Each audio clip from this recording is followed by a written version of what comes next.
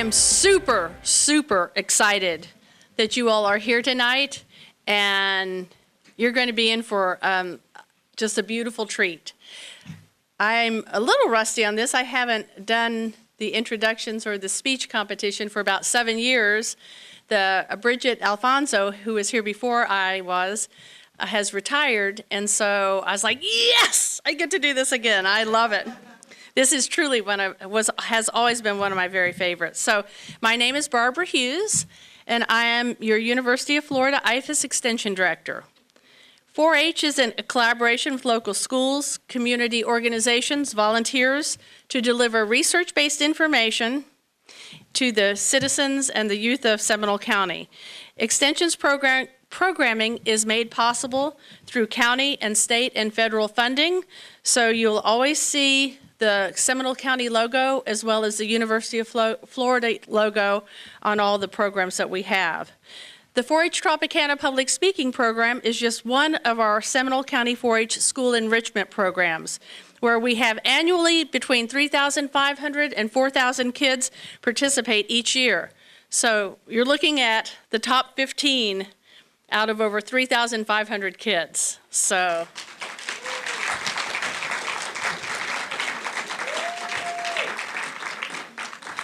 And I do want all you parents to know that not every 6th grade English teacher provides this opportunity. And it is extra work on the teachers. And the teachers always have a lot to do. So make sure that you do thank your children's teachers, because they were the ones that did the additional work to make it possible.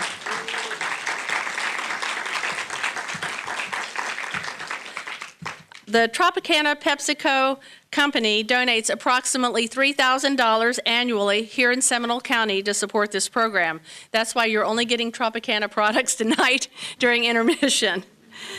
In addition to this school enrichment program, we offer other enrichment programs to the schools, including the LOMO, or Living on My Own, which is a financial program that is done in the middle schools currently.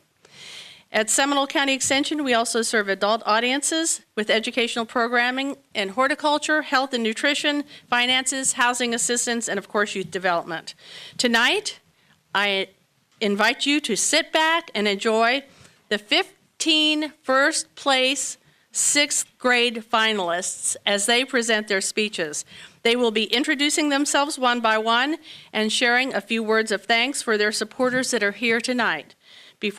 Hi, my name is Lily Dove. I'm from the Masters Academy, and I would like to thank my English teacher, Miss Beauchene. Hi, my name is Adele Ciotti, and I'm from GLMS. And I would like to thank Ms. Pradas, my English teacher, and my vice principal, Dr. J. Hi, my name is Owen Baderschneider, and I am from Tuscaloosa Middle School. Hi, my name is Ava Damaris. I would like to thank my English Language Arts teacher, Miss Akins, for coming, and I'm from Indian Trails Middle School. Hi, my name is Brene Aurora, and I'm from Lawton Childs Middle School. Hi, my name is Sophia Borkart, and I'm from Altamont Christian School. Hi, my name is Ashley Rowe, and I'm from Millennium Middle School. Hi, my name is Will Shefflin, and I'm from Rock Lake Middle School. Hi, my name is Lorena Arriaga, and I'm from the Double R Private School.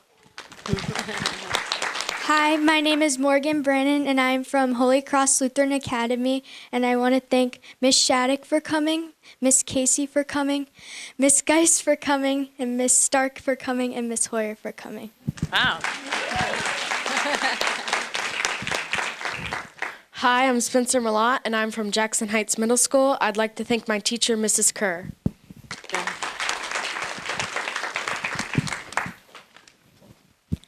Oh, sorry. Sorry, everyone. Hi, my name is Livia Smith, and I go to Markham Woods Middle School. Hello, my name is Caden Smith, and I go to Orangewood Christian School. I would like to thank my principal, Mrs. Miller, for coming here.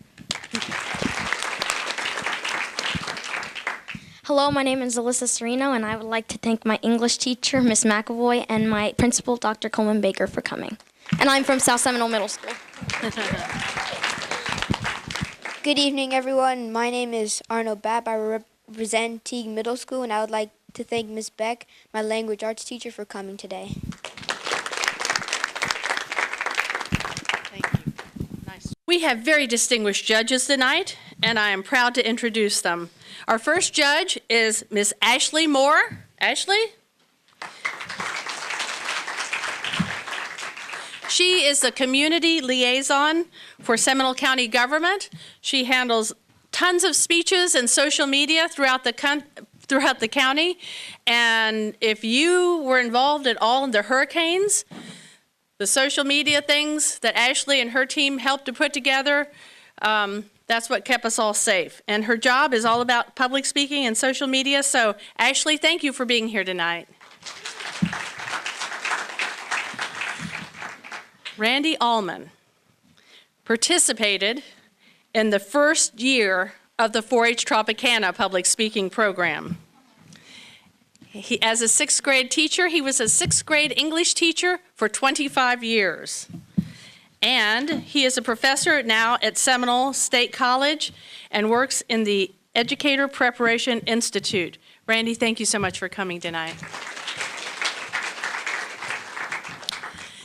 And I've never had a judge that was still in school.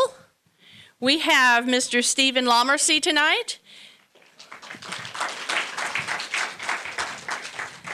Stephen is one of our 4-H seniors. He's also a senior in high school. He participated in the 4-H Tropicana public speaking program 6 years ago.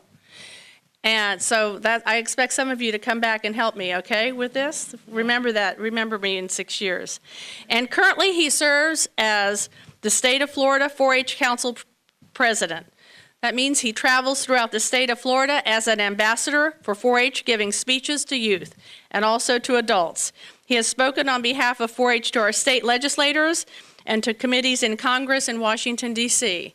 And so if you have a chance, get a chance to talk to him during our break because he's had some fascinating opportunities. So thank you very much, Stephen. I appreciate you coming. So we will start with the speeches. And remember, it's 2 to 3 minutes. And it is my pleasure to start with Lily Dove. And Lily's speech, the title of her speech is My First Wave. Lily?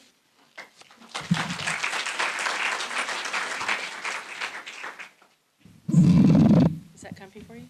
Okay. In order to serve, 2 invisible powers of the earth need to be present.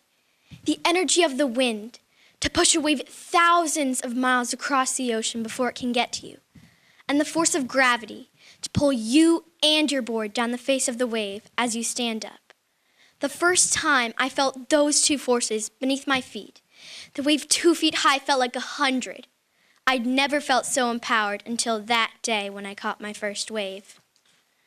Most people can sit and watch the ocean, admiring the beauty and peace of the sun reflecting off their face, or just enjoy the sand between their toes. But the reason I watch the ocean is because I can feel the power inside of it. Most people have the same experience with waves as I did. When my dad first brought me to the beach, I was terrified until he took out his shortboard and taught me to go inches below the wave and feel it glide over me as if it were a breeze. My fear turned to amazement, and I could not stop thinking of surfing. So my dad began teaching me. As the days went on, he and I would go to the beach with his longboard. He would paddle out with me on the front, sometimes seeing fish jumping as if being chased or just being playful. When my dad finally got us to the sandbar and saw the perfect wave, he would push me into the white water so I could try to stand up. As I got older, it became easier to learn. My dad first taught me how to paddle and push up on the board. And when I put those steps together, I was finally able to catch a wave. I've loved the ocean, the feel of the dry salt on my skin, and how the sun always left me warm. That day, my dad said that I was ready. The next day, my dad brought me to the beach, and as soon as I paddled out to the sandbar, I saw the perfect wave. I paddled as fast as I possibly could. My heart was racing as if I had just run a marathon, until the wave lifted the back of the board up behind me, and the sun was shining in my face as it took me all the way to the shoreline. It wasn't until that moment that I realized how much I'd learned along the way. All those wipeouts, all the seawater I'd swallowed, I will never forget those memories or how I got them. I never thought that I could accomplish surfing or be able to find strength in something I was once very terrified in. But I learned that if I can surf, I can do anything I want to.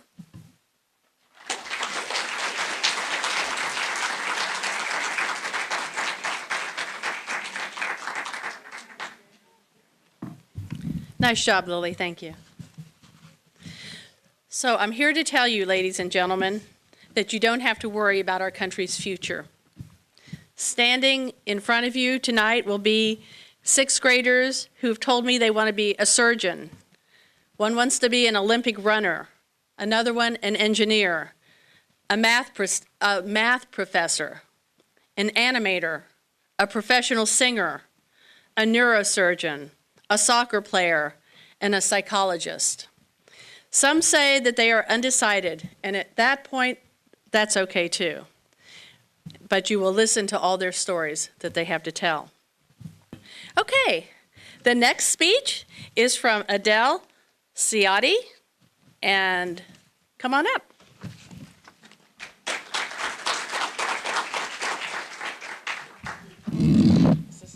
Is that okay? Yeah. Good.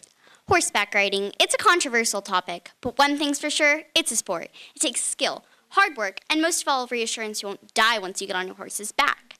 But you just sit there. Hardly. Horseback riding is a sport that takes balance and agility. You must not have taken into consideration what it takes to think about when riding a horse. Like, are my reins in the right place? Are my heels down? What around me could spook my horse? These are just a fraction of the things you must think about when riding a horse. But why do people think this way, you might be asking yourself? Well, this is because oftentimes all people have seen into the equine world are professionals that make it look so easy on the TV. But what the average non-rider does not see are the hours of practice, not to mention the mental control that all riders undergo to make it all look easy. This goes to show that even though horseback riding might look easy, it's definitely not. It takes skill and time to make the ride all look effortless, hours upon hours, days upon days, weeks upon weeks, and yes, even years upon years.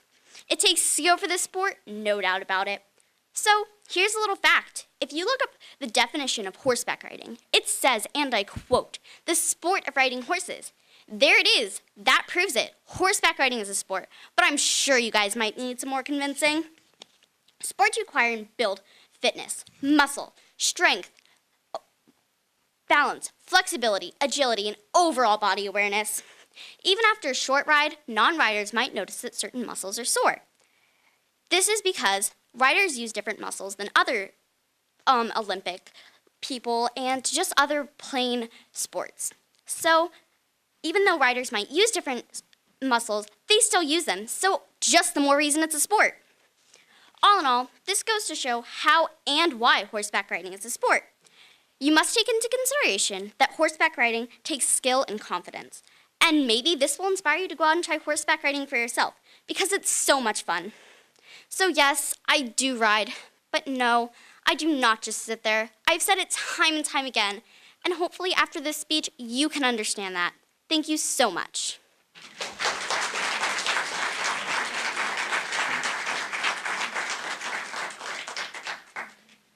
Mr. Owen Baderschneider. Come on up, Owen. Yeah, there you go, Owen. You could be a victim of many different chemicals and not even know it. Pesticides are everywhere, from the fruits to the vegetables you are eating, or at least that you should be eating. Pesticides can and will affect our lives in the future. There are many pros and cons to pesticides. What are pesticides? Well, pesticides are any substances that are used to kill, control, or repel any forms of animal or plant life.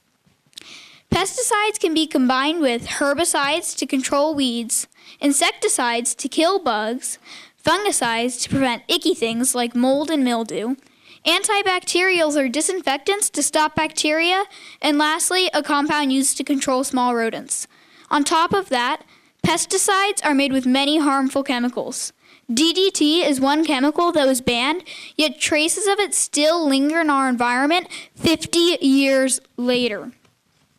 They are also bad for the human health. They can increase your chances of getting life-threatening diseases such as rheumatoid arthritis, cancer, thyroid disease, and Parkinson's disease. They can cause birth defects and other reproductive issues. Not only are they bad for humans, but they're also bad for insects. Bees are an example of this. They have been killed in the crossfire for several years now. The pesticides are getting so big that they are polluting our water source.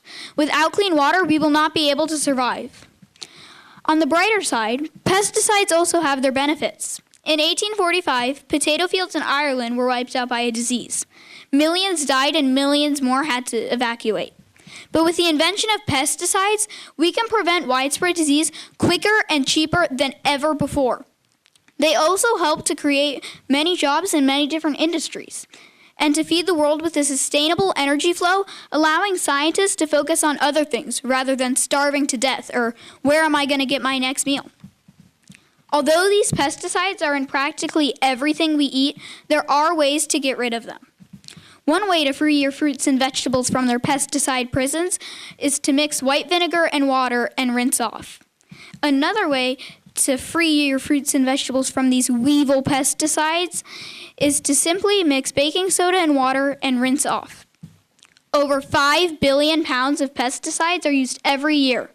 You've heard the pros and cons. The choice is up to you to keep or throw away pesticides.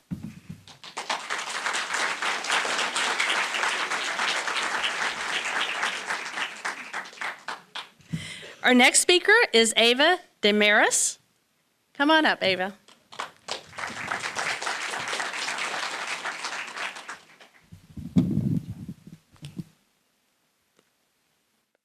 Have you ever wondered about a hobby that is right for you? There are so many reasons why you should find one. People find hobbies all the time, no matter what it is. From cooking to stargazing, to playing an instrument, to playing a sport. There is always a hobby out there that is right for you. Hobbies can help you in many ways. Did you know that you may be able to get a career out of yours? Gordon Ramsay himself loved to cook and eventually opened up restaurants everywhere, and people loved his food. With that, he was able to gain lots of money, and he's a very successful and famous cook to this day. Maybe someday you could be like that too. Hobbies can also help you with your communication skills. Communication skills are so important to have in life and great to have as well. They can help you build very strong relationships with everyday people all around you, like family members, friends, significant others, and even other coworkers. They also help you get great jobs and careers. Communication skills make you be a better social person. Another reason why hobbies are great to have is because they can help you boost your self-esteem. If you may be introverted and have a hobby that people don't really like, that doesn't matter because you should embrace it. If you took your time to find the hobby that you like and people may say mean things about it, you should never focus on the negative. You should always focus on the positive in life, no matter what the circumstance is. If you love it, you cherish it. People should always keep doing what they love and care about. The final reason is your health. Hobbies can boost your health in many ways without you even realizing it. If you're running around on a field, you're making your heart pump and your blood circulating throughout your body and exercising yourself. If you play soccer, for instance, you're running around and as you breathe in and out, you're making your lungs do work each time that you breathe so that the next time that you run, you won't be as tired as the next time that you run so that you can focus on being a better team player rather than focusing on when am I going to have to stop the next time because I'm tired. Exercising can also help you prevent diseases like type 2 diabetes and high blood pressure. Working out also gives your muscles strength, flexibility, and bone density. Altogether, hobbies make you be a better, healthier person. This just goes to show that hobbies can help you so much without you even realizing it. Thank you.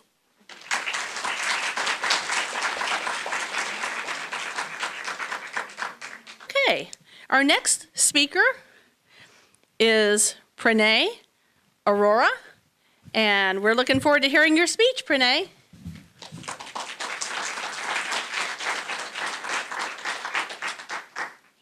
Being the child of first-generation immigrant parents, there is added pressure put on me to maintain my cultural heritage while trying to adapt to the normal challenges of growing up in today's society. My family tries to maintain the cultures and traditions of India while incorporating all the new ideals of living the American way. My parents have done their best to find the happy balance between the two, so I think I have the best of both worlds. You are probably well aware of the rich cultures and traditions of India, but trying to keep them alive halfway around the world can be difficult. My parents have done their best to expose me to as much of it as they can. One cultural thing Indians are known for is the emphasis our parents put on education. We are told from a very young age that you have to do well in school in order to be a success in life. So our parents spend a lot of time teaching and working with us to try to give us a head start, just like their parents did with them. In addition, the traditions we observe is one of my favorite things about our cultures.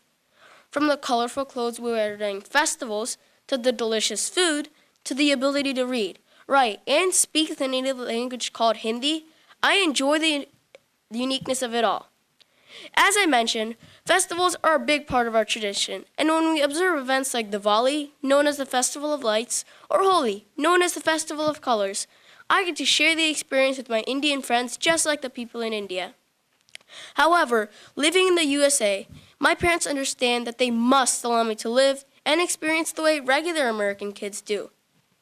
Obviously, what I eat here and the way I dress is a lot different than what I'd be doing in India. One big difference, which may not seem like it to you, is that my mother is a vegetarian, but she didn't restrict me from eating chicken. Another thing my parents support me in is with extracurricular activities. I like to play competitive basketball and swimming, things which my parents didn't have a chance to do when they were growing up. Finally, my parents allow me to have more individual freedom to make my own decisions so I can learn from them. Having lived in both cultures, I am able to share my experience and knowledge with others. Recently, in social studies class, we were studying India and the teacher showed us the Indian alphabet, and I was actually able to teach the class a few of the letters and how to make words. It felt real cool to be able to show them something that they may never see otherwise. I feel blessed that I've been given a very unique opportunity that not many kids my age have. The stereotypes of Indian parents pushing their kids to excel in school is oh so true, but they want to bring out the best in us. My parents shared my successes and disappointments. Yes, there are those too. Finding the happy balance between both cultures has been a challenge at times, but I wouldn't trade it for anything else. Thank you.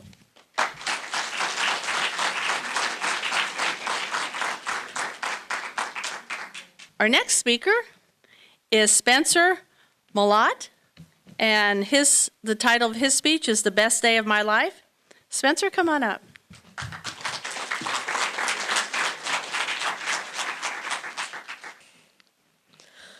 Last year, I had the most amazing time of my life. I marched alongside competitors from countries all over the world, past a huge roaring crowd and a fire and laser show. Does this remind you of anything? Maybe something that happens every 4 years? You probably don't know what it is unless you guess that this is really describing my breathtaking experience at Odyssey of the Mind World Finals. Odyssey of the Mind is a creative competition in which you and your team make an 8-minute skit on one of 5 topics and only move on if you're in the top 2 of your region and state. Opening ceremonies was one of the most magical things there. During it, I walked with the other Florida teams and sat near a jaw-dropping fire performance. Heat from the fire beat down to my skin while I surveyed the thousands of people in the auditorium, yelling, clapping, and cheering. During all of this, the song I Can Make Your Hands Clap played, and now anytime I hear it, I think of World Finals. Afterwards, though, something happened that wasn't as fun, that I can never forget. We had to walk a mile to our dorms in the freezing cold Michigan rain because there were way too many people in the line for the bus back. Anyway, we couldn't wear the clothes, and for 4 days, they made our room really stinky. Trading pins topped the list of the most exciting things I've ever done. I came there with only 50 pins and left with 200 American and international pins. Did you know that Disney got the idea of pin trading from Odyssey after it was hosted there one year? It was really awe-inspiring to look at all the people pin trading. At one place, there were hundreds of teams lining hallways in any possible place just to trade decorative pins from all over the world. If they came from another country, it wasn't a problem. If they didn't speak the same language, it still wasn't a problem. And even if they felt a little shy, it wasn't a problem. Playing with my friends was the final fun thing I did there. We played tons of games during that 1 week, and I think our team really bonded during those games because it was something only we did as friends, and it helped us learn more about each other. But even after 3 years full of practice and excruciating work to get there, I still had one more thing to do. We played a vicious game of pool to choose the one person who represented our team during opening ceremonies, and obviously I was victorious. I'm still sad that I had to leave because World Finals was probably the best time of my life, but all the hard work was worth it. What's your best time of your life? Thank you.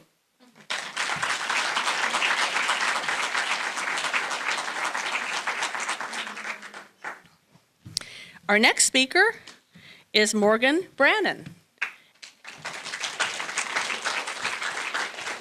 And Morgan's speech is on ocean pollution. Our ocean has 930 billion pieces of plastic in it. This occurs because of plastic bags, straws, microplastics, and water bottles. There are 5 main marine animals that are harmed the most and dying the most because of plastic pollution. They are sea turtles, sea lions, whales, and dolphins. At SeaWorld Orlando, Florida, they made a sculpture out of plastics and trash they found in the ocean or washed up on the beach. The sculpture is of a shark. They have a charity called the Washed Ashore Project. It's to illustrate the negativity of plastic pollution in the ocean. A company called 40 Ocean has their own charity too. They make bracelets out of plastic and trash they find in the ocean. Every purchase goes to the removal of 1 pound of plastic in the ocean. They've only sold 8,000 bracelets. There are 2 main companies that are huge plastic polluting companies. The biggest one is Nestle. The second one is Coca-Cola. Coca-Cola's rings that hold the soda cans suffocate more than 100 million marine life a year. In 2009, the U.S. International Trade Commission reported that 102 billion plastic bags are used in the U.S., and 80% of them are in the ocean. The sea turtles at Clearwater Marine Aquarium are there because people found them dying covered in plastics. Microplastics are the worst for marine life. We have a Pacific garbage patch that's the size of Texas. It's along the coast of California. People are trying to help. Along Maui, Hawaii County, they're working on a ban on polystyrene plastics, plastic containers, and bags. Do your part and recycle. It can make a big difference.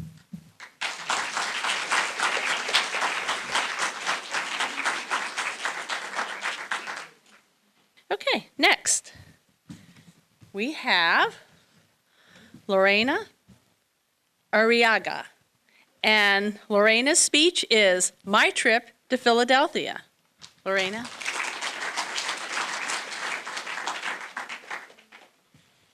Brr, as I went outside into the cold Philadelphia weather. I'm going to tell you about my trip to Philadelphia. On November 17, 2017, I skipped school so I could go onto the auto train. The only reason I skipped school was because the departing time was at 3:30, and if I went to school, I would have missed it. The train doesn't take us all the way to Philadelphia. It takes us to Lorton, Virginia, so we would have to drive a little bit. The closer and closer we got to Lorton, the leaves on the trees grew to beautiful colors that Florida does not have. Our night on the train was rough. We kept waking up about every hour. My brother even woke me up just to tell me it was 4 a.m. Once we got off, we waited for our cars. Luckily, it got to us quickly. Then, on our drive there, we stopped in Washington, D.C. to go to their zoo. We saw pandas, red pandas, beavers, a white wolf, and then we went into 3 buildings. One with a fennec fox, a sand cat. The next one had all orangutans, and the last one had a Goliath bird-eating tarantula.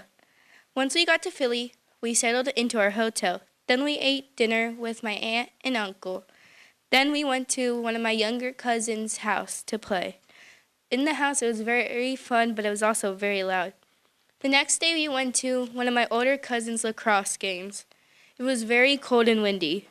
Every day was at least 28 degrees to 32 degrees. The highest it ever was 45 degrees.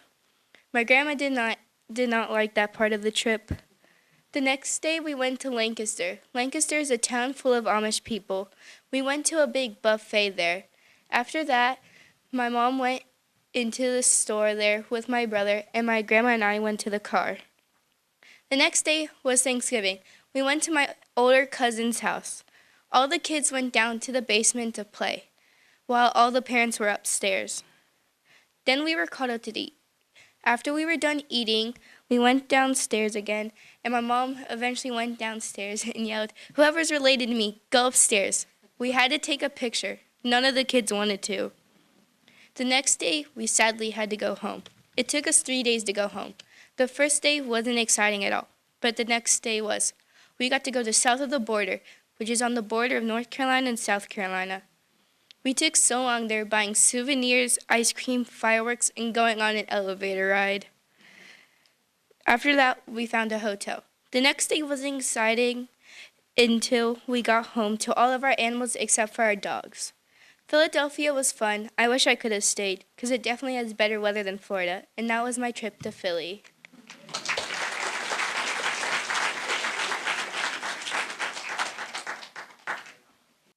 The next speaker is Will Sheffelin, and the title of Will's speech is Annoying Comments. Will?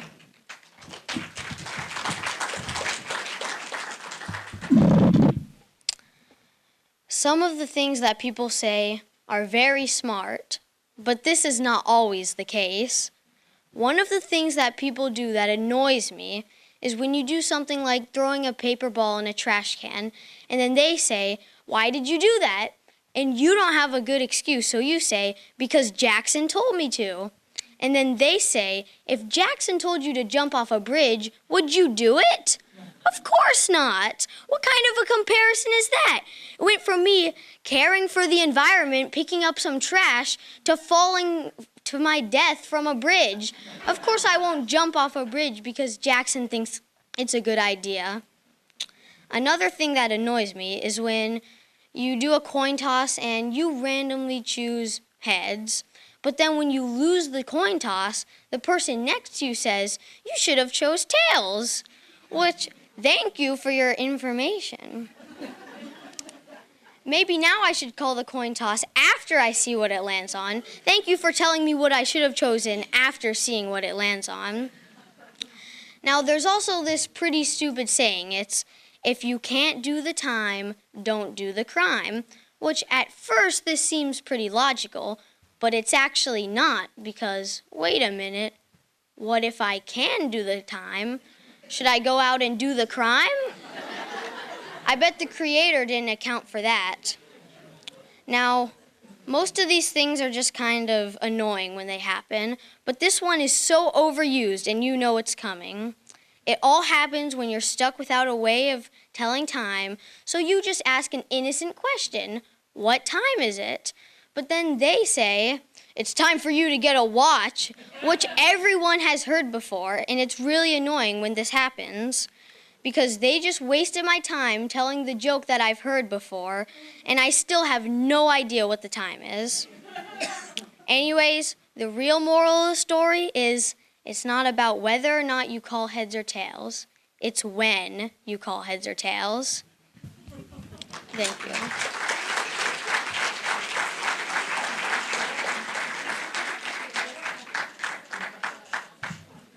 Okay, our next speaker is Ashley Rowe, and the title of Ashley's speech is Don't Judge a Pit by the Bully. Ashley?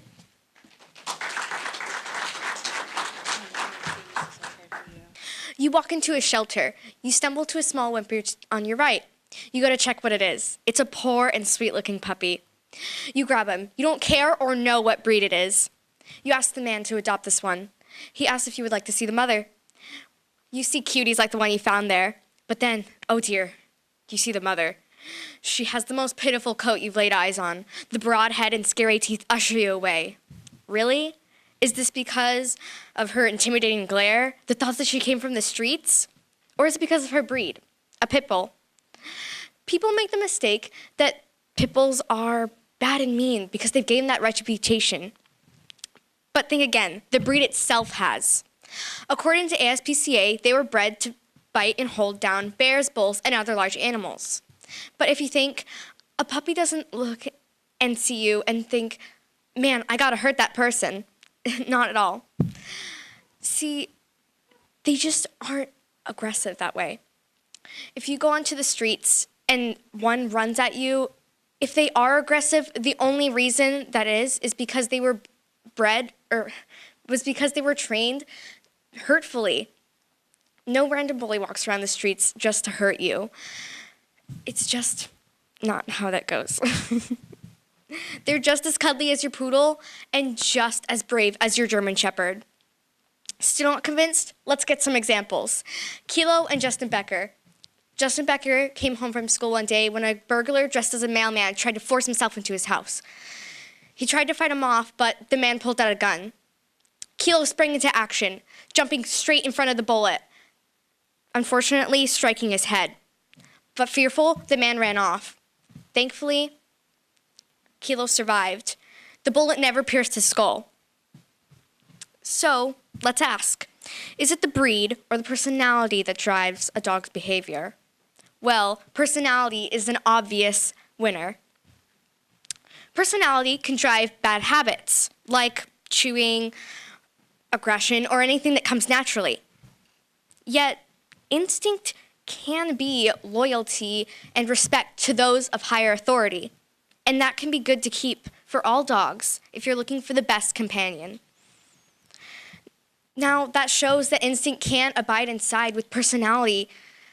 And if you're aiming for the best companion, I'm sure you'd love that. In conclusion, although pit bulls, Doberman, and even German Shepherds were bred to be fierce, they can still have a strong personality that represents beauty, kindness, and loyalty.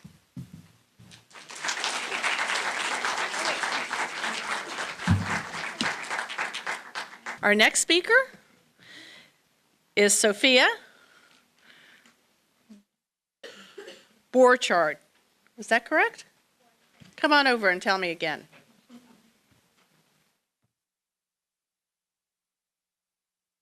Our next speaker is Sophia Borchardt. And the title of her speech is, "The Sky is the Limit." Sophia?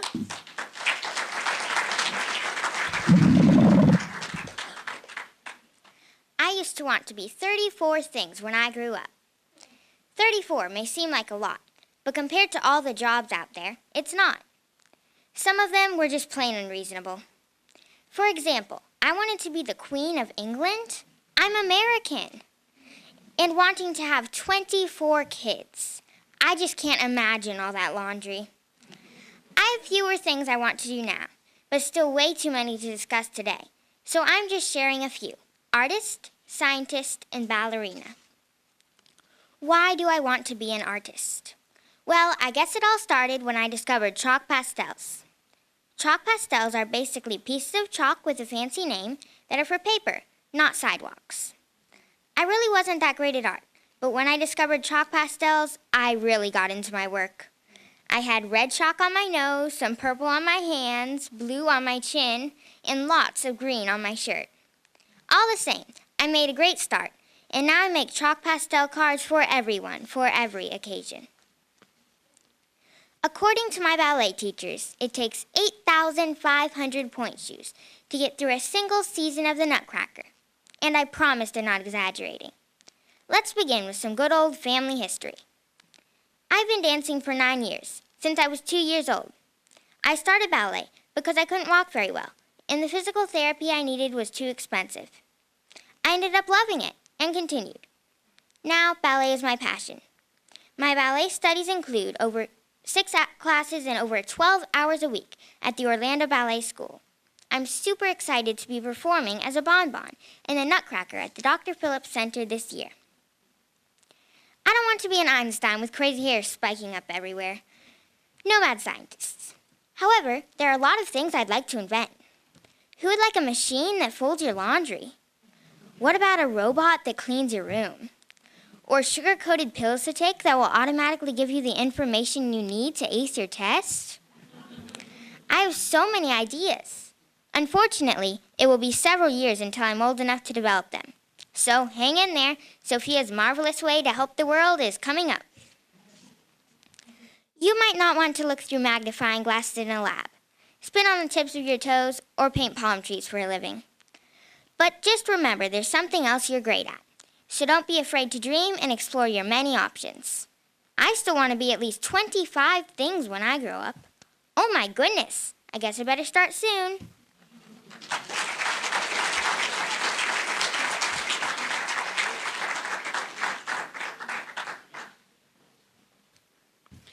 Our next speaker is Livia Smith, and the title of Livia's speech is Acting. Livia?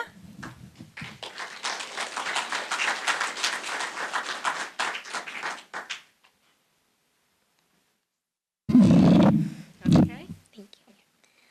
Lights, camera, action. Did you know that acting is one of the most long-lasting professions? Acting is a worldwide career that can be done in so many different ways, from garage plays to Broadway with the big shots. The history of acting goes all the way back to 400 to 500 BC. During that era, plays were usually performed for a Greek god by the name of Dionysus, the god of wine and fertility. The first actor was Thespis, a brilliant man who decided to step out of the chorus during a play and ride on his own road. Stages back then were usually built like seats at a soccer or football game. As an actress, I have some pretty good experience because I've been in a lot of plays. I've been going at acting since I was 6 years old. Some of my favorite plays I've been in are The Wizard of Oz and Seussical the Musical. I feel that the key to doing good in acting is to have fun doing it. I feel like I've definitely improved as an actress. Acting has made its way all the way to the present day with Broadway. Broadway has transformed acting into a magnificent career in which plays are shown almost every day. Broadway started around 1750 with the first Broadway play around the 1800s. Some of the most famous plays are Hamilton, directed by Lin-Manuel Miranda, Cats, directed by Trevin Nunn, and Wicked, directed by Joe Mantello. There are some amazing playwrights such as Tennessee Williams, Arthur Miller, and Henrik Ibsen. But there's one playwright that I admire more than all of them, William Shakespeare. William Shakespeare was born in 1564 in Stratford upon Avon, United Kingdom. Shakespeare wrote some pretty spectacular plays, such as Hamlet, Macbeth, and A Midsummer Night's Dream. But my favorite is Romeo and Juliet. Shakespeare will forever live on as a big part of acting. I hope this opened up a space up for drama and the beauty of this career. I also hope this gave you some interesting facts and history of this art. I hope to one day continue my career in drama and to one day join the actors and actresses on Broadway. Thank you for letting me express my feelings on acting. And scene.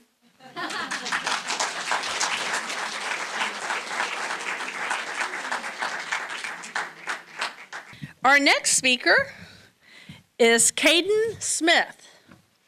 And the title of Caden's speech is History, the Embodiment of Our Past.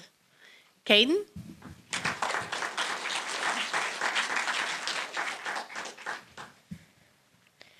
Many events in history have repeated themselves, and ignorance of this subject can lead us to horrendous results. Knowledge of this subject can lead us to a better tomorrow if we take the lessons of our past to heart. Since history often repeats itself, the not knowing of this subject can lead to the unnecessary cost of lives, money, or even our humanity. If we can present history to adolescents and adults in a way that motivates them to learn about the important subject that history is, we can pave the way towards a more knowledgeable culture.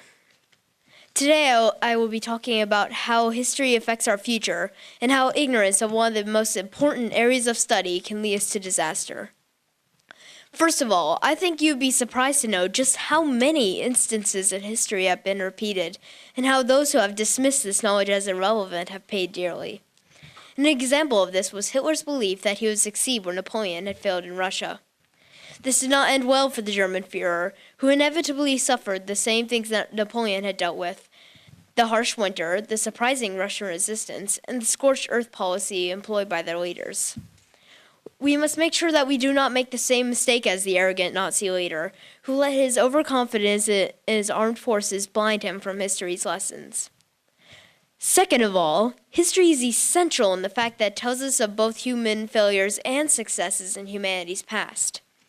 Because of this, knowledge of the past can lead to greater wisdom and discernment when dealing with situations that are like past events. Lastly, we must make sure that history is given its due respect and focus. We must make sure that the thought of studying history does not only occur to those in our youth, but to those in adulthood as well. We must make sure that we are presenting history in a way that is interesting and engaging, not just obsolete dates and graphs, but the truly interesting features that make history the fascinating subject that it is. In conclusion, if we decide not to allow ignorance, negligence, or failed methods of teaching this subject to dominate our present, we will build the foundation for a better future. If we make sure that history is presented to students in a way that engages without reproach, we are working towards the greater good of this nation. If we help the world look at its past and learn to turn away from events that history has shown not to be worth the risk, we can save lives. As George Santayana once said, those who do not remember the past are condemned to repeat it. Thank you.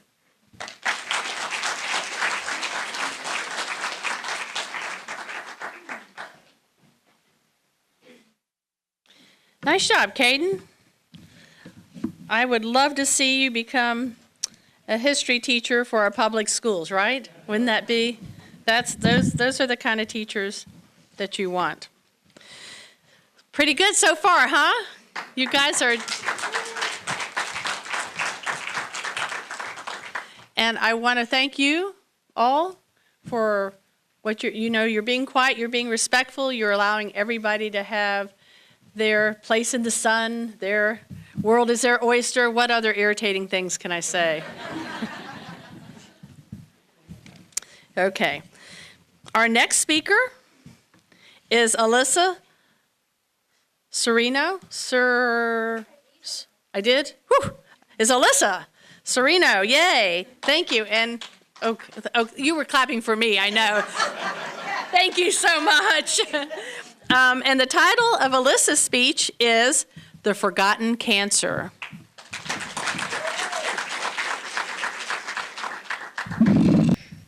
Last year, just in the United States alone, there were 1,685,210 people diagnosed with cancer. Unfortunately, 595,690 of those affected will perish. This particular cancer, multiple myeloma, is a cancer of the bone marrow. It is relatively uncommon, and the risk of getting multiple myeloma is 1 out of 143 people.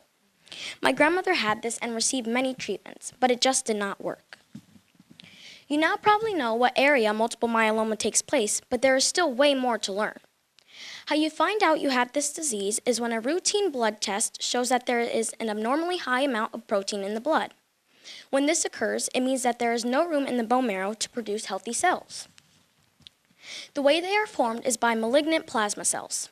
Plasma cells are important to the immune system, and it is not healthy when the bone marrow is like this. After the cells become cancerous and out of control, there becomes a tumor called plasmacytoma. This is what actually causes the cancer, and that is what multiple myeloma is. Treatments for this cancer are very important, especially because it could prolong your life. One treatment is planobinostat. This drug affects the protein in the blood to go back to normally. Also, there is chemotherapy. There are many types of chemotherapy, but its main purpose is to slow down the process of the disease getting even more out of control. The last treatment is the bone marrow transplant. That is when special cells are moved from the bone marrow, get filtered, and then given back. My grandmother had this cancer, and her name was Gloria Milagros Camacho. In Spanish, milagro is miracle, and for an 8-year fighter, that's a miracle. My grandmother got multiple myeloma when she was 58 years old. She had a bone marrow transplant and was in remission for 17 months, but got it back. She was in and out of the hospital, so we spent some time together, and usually when we did spend time, we were shopping because that was her stress relief. She then, at 66 years old, died. She wanted to go to heaven, so she had no more pain. She was the best, and I miss her. To sum things up, every year, hundreds of thousands of people are diagnosed with multiple myeloma. Through personal experience, I have witnessed the courage and willpower it takes to fight this disease. Although there is no cure, there are still many treatments and more will be available in the near future. Hopefully this information will increase multiple myeloma awareness all around the world. Thank you.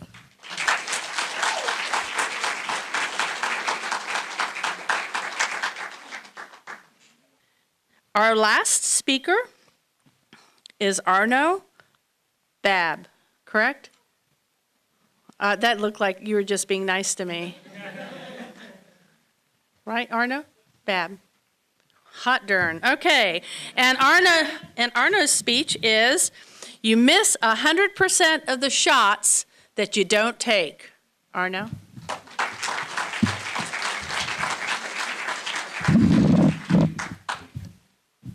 Good evening, everyone. We often make statements such as, I want to learn a new language, or I want to learn to be a good cook, or even, I want to become a world champion, as even I have made this statement. But we never follow through with what we say, and it just stays hopes and dreams. But what I have learned from my karate instructor is that the only way to accomplish your goals is to commit to them and try over and over and over again. An example in sports is you're in the championship game in basketball. There's only a few seconds left on the clock. You take that last 3-point shot. You make it, you win the game, you're the hero of the day. You miss it, well, you learn from your experience and at least you tried. As if you would have hesitated and didn't take the shot at all, you would have for sure lost the game. Another example is in school, and it is exactly what all these contestants have done. They took this speech more seriously than others, which led to them winning this contest within their school. And now they're here, raising the bar, giving everything they have so they can win this contest. And who knows, maybe they're the next writer, or maybe they'll become a public speaker. But you will never know unless you take that first step in trying.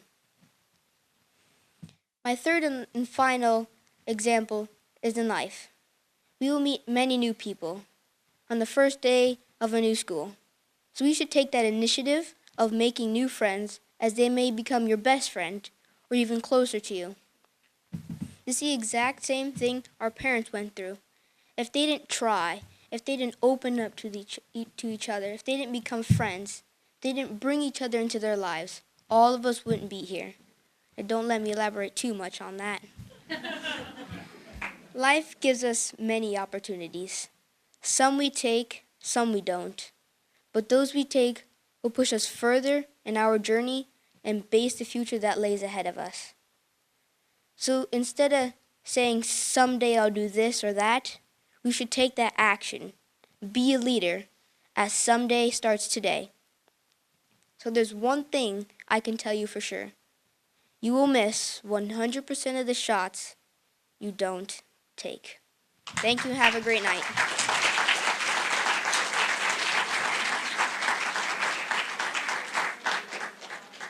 Are they not like totally awesome?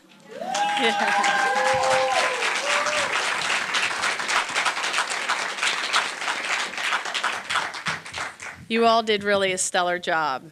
The only thing that I really don't like about you guys is I think that you're wiser than I am, and that's very depressing to me. I don't know how that happens. I'm taking the shots and I'm trying things, but You guys have some really pearls of wisdom. That's why this is one of my very favorite programs. Judges are going to announce the winners, and we'll need, you're all winners though, okay? I know that's going to be hard for you to know, but really, you're fabulous. And the first through fourth place, please stay, and we will take additional pictures. Yes, you see the plaques, those are those, and I can get you the trophy. Would you mind going out and getting the trophy, the 4-H one? You'll see it, it's on the table. Yeah, and that trophy will not be the traveling trophy. You'll see something else, but I wanted a big trophy for the picture. So I didn't want them not to have anything. So. Just so that you see, it's really nice. Yes, those are plaque.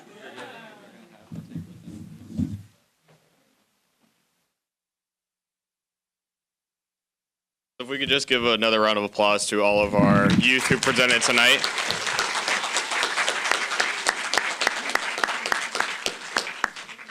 You guys all did a great job, and it was very, very hard to decide who our first through fourth place was. So our honorable mention goes to Alyssa Sherino.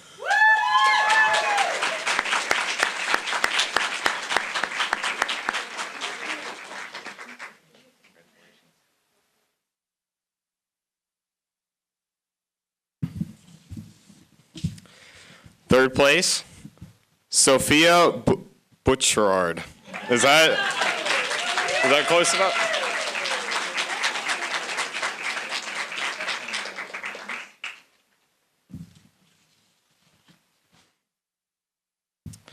Second place, Will Scheinfelin.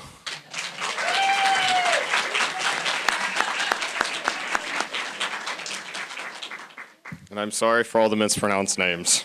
Drum roll. In our first place, Lily Dove.